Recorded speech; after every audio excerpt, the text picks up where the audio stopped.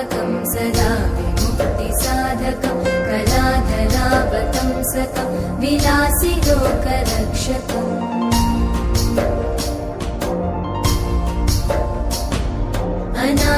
अनायकैकनायकं विनाशिते भदैत्यकं नताशुभाशुनाशकं नमामि तं विनायकम्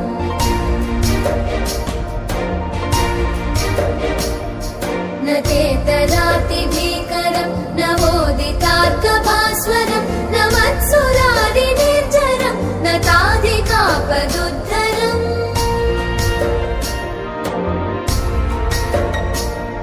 सुरेश्वरं निधीश्वरं गजेश्वरं गणेश्वरं महेश्वरं तमाश्रये परात्परं निरन्तरम्